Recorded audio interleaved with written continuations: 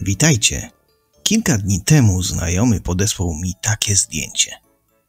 Doskonale wiedział, że interesują mnie nieznane, lecz ciekawe historie, ściśle związane ze Szwecją.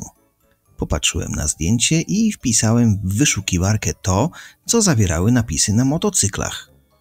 Pierwsze zdanie, jakie pojawiło się na ekranie, brzmiało: w 1929 roku Bertil Hult wyruszył w podróż ze Sztokholmu do Kapsztadu przez Saharę. Okej, pomyślałem. Może pogrzebię trochę głębiej, a nuż widelec wynurzył się ciekawa historia. Intuicja mojego kolegi okazała się niezawodna. Trafił w dychę. Po przetłumaczeniu całego tekstu postanowiłem podzielić się z wami niewiarygodną wręcz historią upartego człowieka, który walczył z ekstremalnymi warunkami pogodowymi, licznymi przeszkodami, a nawet kulami, by stać się jednym z pierwszych motocyklistów, którzy samotnie przejechali Saharę. Właśnie teraz opowiem wam jego historię. A zaczyna się ona w marcu 1929 roku w Sztokholmie.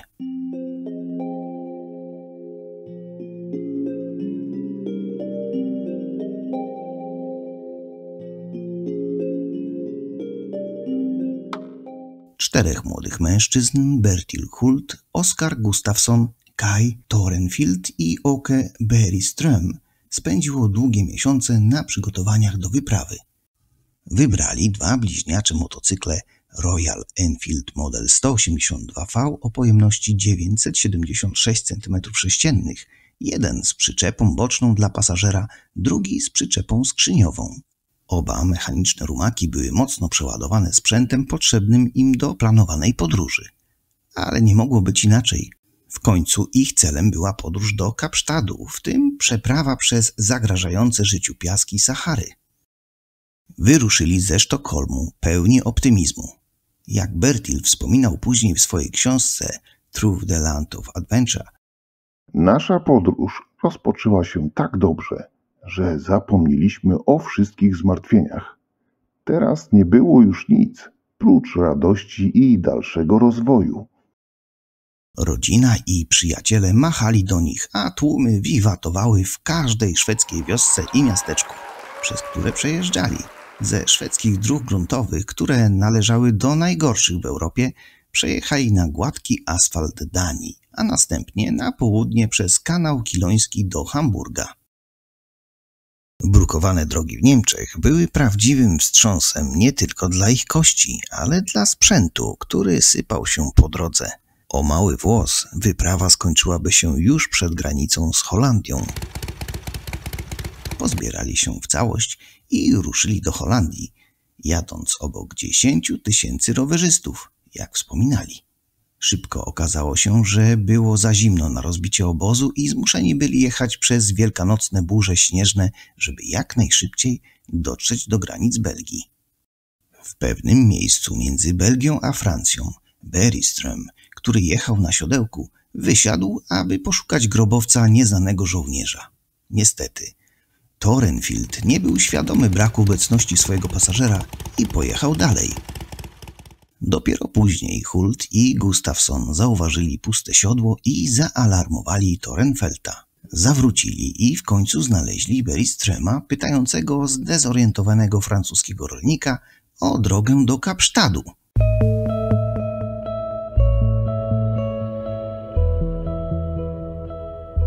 Po kilku mniejszych przygodach wreszcie dotarli do Anglii. Po wizycie w Londynie udali się do fabryki Royal Enfield w Redditch, gdzie napili się wina i zjedli obiad, ale przede wszystkim poddali gruntownemu serwisowi swoje motocykle. Jednak zanim wrócili do Londynu, pojawiły się kłopoty. Rozczarowany trudami podróży motocyklem, Torenfield opuścił imprezę i wrócił do domu. To ten, który zgubił swojego kompana. W dalszą drogę ruszyło już ich trzech. Kierując się na południe przez Francję, trio przejechało przez Rouen, Paryż i Orlean, gdzie rozkoszowali się biwakowaniem w ciepłą wiosenną pogodę i jedzeniem na śniadanie smażonych ślimaków popijając butelką wina. To był jedynie krótki czas sielanki, gdyż trudne czasy szybko powróciły, gdy próbowali przedostać się przez Pireneje do Andory. Napotkany przy drodze pasterz ostrzegł ich, że przełęcz jest zablokowana przez śnieg sięgający 5 metrów i od poprzedniego roku nie przejechał przez nią żaden pojazd. To ich nie zniechęciło i po godzinach przedzierania się przez zaspy w końcu dotarli do granicy, czym zszokowali francuską straż graniczną. Andorscy strażnicy byli jeszcze bardziej zaskoczeni. Strzelali z karabinów w powietrze, aby grupa Szwedów zaprzestała swojej szarży w dół El Pas de Casa. 3 podróżnicy byli pierwszymi Szwedami, którzy odwiedzili Andorę. Mieli oni ogromne trudności z opisaniem swojej ojczyzny nie tylko urzędnikom, ale i opinii publicznej. Każdego dnia odkrywaliśmy, że Szwecja to fabryka zapałek, fabryka stali, miasto w Niemczech lub Anglii, lub jakimkolwiek innym kraju. Relacjonował Hult. Podróż była trudna i występowały duże opóźnienia w formalnościach, zwłaszcza związanych z wizami i przelewem pieniędzy z domu. W Hiszpanii, jadąc z Montserrat do Barcelony po nieutwardzonych drogach, pękła oś wózka bocznego. Zostało to naprawione podczas drugiego pobytu w pobliżu miasta, gdzie ich motocykle zostały wystawione na wystawie powszechnej w 1929 roku. Najważniejszym punktem ich pobytu w Barcelonie było zobaczenie sterowca Graf Zeppelin, który przeleciał bezpośrednio nad ich obozem.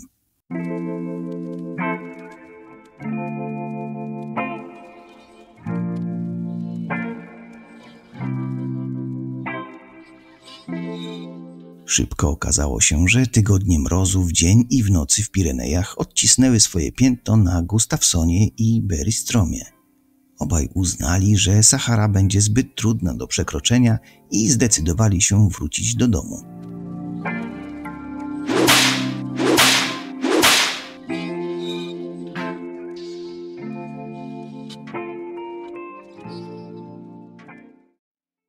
Nieoczekiwanie młody Niemiec zgłosił się na ochotnika, aby pojechać ich zestawem do Gibraltaru, skąd przewieziono go do domu do Szwecji. Hult, wykonany z solidniejszego materiału, był nieustraszony. Wypłynął do Afryki na wózku bocznym Einfield Solo. W końcu wylądował w hiszpańskiej enklawie Ceuta, gdzie śpiąc na schodach małej stacji kolejowej spędził noc walcząc z komarami. Kierując się na południe do Tangeru, podążał wzdłuż wybrzeża Atlantyku do Casablanki, a następnie do Agadiru. W tym momencie na Saharze Hiszpańskiej warunki uległy pogorszeniu i zanim dotarł do przylądka Juby, 1400 km na południe od Tangeru, kontynuowanie podróży było niemożliwe. Tylko wielbłąd mógł go przeprowadzić przez tę wymagającą część Sahary, a ryzyko bandytyzmu było zbyt duże. Nadszedł czas na realizację planu B. Przeprawić się przez Saharę w Algierii i udać się do Nigru. Oznaczało to, że musiał cofać się setki mil, zanim skierował się na wschód w kierunku Meknes. Tutaj, gdy nie było już światła dziennego, zasięgnął wskazówek u pewnego Araba, który poprosił o podwiezienie. Nie wyszło dobrze. Dodatkowy ciężar wyposażenia spowodował przebicie tylnej opony po raz pierwszy w podróży. Potem to się powtórzyło i jeszcze raz, i jeszcze raz. Gdy jechał przez teren doświadczalny w górach Atlas, spotkało go jeszcze więcej pecha. Właśnie tam, gdzie wydaje się, że kończy się świat organiczny, gdzie życie zmienia się w martwą nicość, gdzie nawet głuk i oset nie chcą zakwitnąć, tylna oś wózka bocznego pęka pod ciężarem ekwipunku i naporu twardej drogi. Hult dokonał naprawy łatanej, czyli takiego druciarstwa, ale postęp wyprawy został spowolniony, dopóki nie znalazł kowala, który mógłby dokonać poważniejszych napraw. Bandyci stanowili ciągłe ryzyko i konieczne było, aby Hult obozował albo na pustyni, gdzie nikt nie mógł go znaleźć, albo w obrębie murów obronnych wioski. W jednej z takich wiosek powitał go uzbrojony strażnik, któremu nie ufał. Zabrany do środka, nie zmrużył oka, bojąc się o swoje życie tak bardzo, że leżał bezsennie z małym sztyletem ukrytym w dłoni, chociaż wątpliwe było, na ile przydałoby się to w walce z karabinami.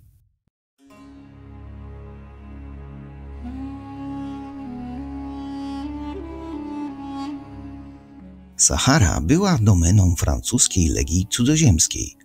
Okazało się to mieczem obusiecznym, ponieważ legioniści zapewniali ochronę przed bandytami, ale także nałożyli ograniczenie na to, dokąd i kiedy Hult mógł podróżować.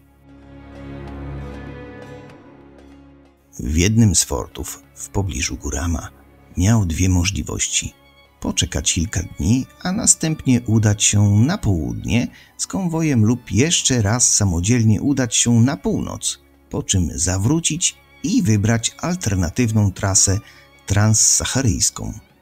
Wybrał to drugie. Później otrzymałem wiadomość, że konwój, z którym miałem jechać do Boudenip, został napadnięty przez bandytów i musiał wracać do Gurama. Los był dla mnie łaskawy, powiedział. Jakby skaliste szlaki przez Atlas Wysoki, kręte trasy zjazdowe i wysysające energię wydmy nie wystarczały do pokonania, walczący Hult również napotkał burze piaskowe.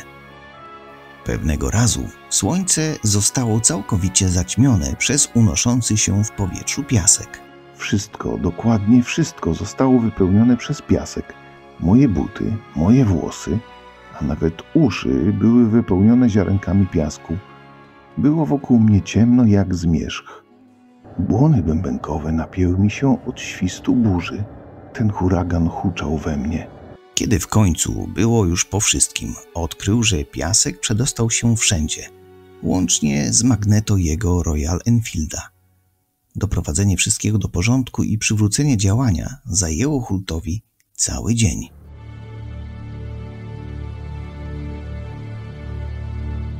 W Midelt padał deszcz po raz pierwszy od 22 miesięcy i 12 dni.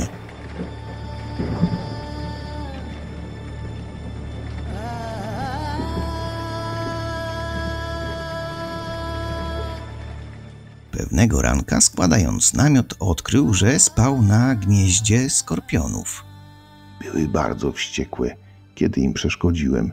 Zabiłem ich chyba z pół tuzina, a reszta uciekła gdzieś pod ziemią. Potem on sam był bliski śmierci. Opuszczając wioskę, zauważył 3 mężczyzn leżących na ziemi. Każdy miał karabin i zaczęli do niego strzelać. Byłem oblany zimnym potem ze strachu, gdy piasek wzbił się przed moim przednim kołem. Aby uciec, Hult jechał z zawrotną prędkością. Wtedy poluzowały się sprężyny wózka bocznego, odkręciło się kilka śrub i nakrętek oraz rozbił szybę reflektora. Nic mi się nie stało, jednak czułem, jakby moje jelita i żołądek zostały wywrócone do góry nogami, wspominał. Na tym etapie podróży mieszkańcy wioski często mylili Hulta ze sprzedawcą benzyny lub oleju, ponieważ jego przyczepa boczna była tak bardzo wypełniona paliwem, że wystarczyłoby jej na przeprawę przez całą pustynię.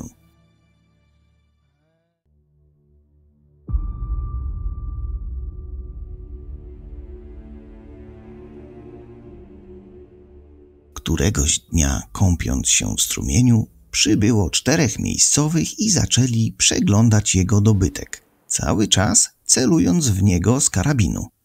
Jeden otworzył pudełko i odsłonił kilka rolek filmu, całkowicie niszcząc jego zdjęcia. Hult wpadł na desperacki plan ucieczki. Poprosiłem ich, aby pomogli mi ustawić motocykl na stoku i obiecałem, że pokażę im coś zabawnego. To była moja ostatnia deska ratunku.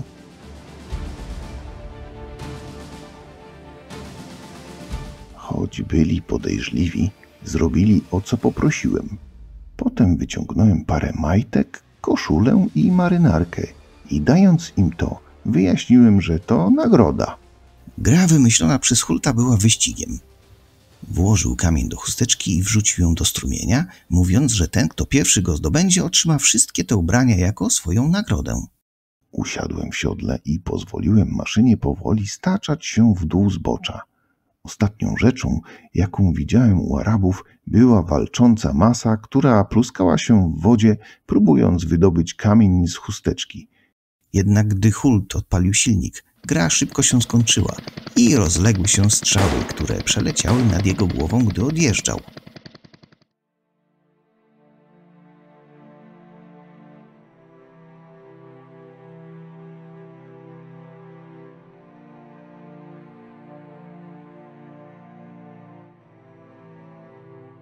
Dręczony nocą przez komary Hult posmarował twarz olejem silnikowym, na próżno próbując się przed nimi uchronić. Przez kilka dni nie widział żywej duszy. Kiedy w pewnym momencie był niebezpiecznie bliski wyczerpania się wody, w desperacji pił olej z konserw rybnych, aby zwilżyć usta i ugasić pragnienie. Przez cały czas jego Royal Enfield jechał żwawo, z wyjątkiem sytuacji, gdy napełnił zbiornik zanieczyszczonym paliwem, które po prostu należało spuścić. W końcu osiągnął kamień milowy, który sprawił, że krzyknął z radości: rzeka Niger.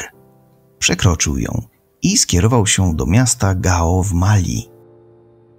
To tutaj ostatecznie uległ wycieńczeniu i zachorował na malarię. Ruchome piaski, wysokie wydmy, wędrujące stoki, mroźne noce i upalne dni to wszystko, co pokonał. Ale malaria była kroplą, która przelała czarę goryczy. Był zmuszony zakończyć swoją podróż. Szwedzko-angielska wyprawa ze Sztokholmu do Kapsztadu w 1929 roku mogła nie zakończyć swojej podróży, ale była daleka od porażki. Hult wykazał się prawdziwym męstwem, przemierzając Saharę w pojedynkę, a jego motocykl, który często nazywał swoim towarzyszem królewskim, okazał się najbardziej lojalnym i niezawodnym pojazdem, jakiego mógł sobie wymarzyć, ustępując jedynie prawdziwemu statkowi pustyni, czyli wielbłądowi.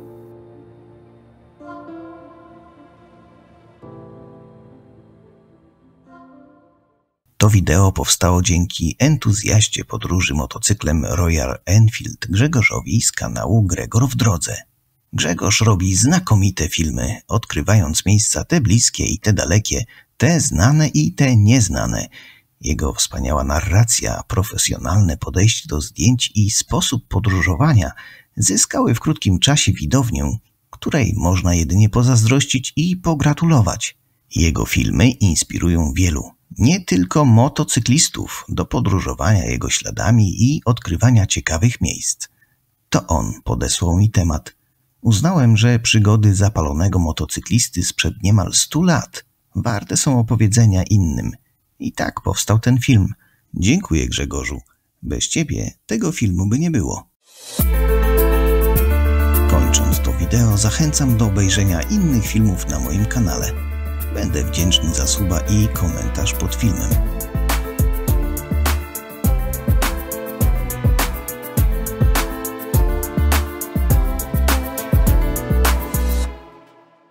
Pozdrawiam Was. Do zobaczenia.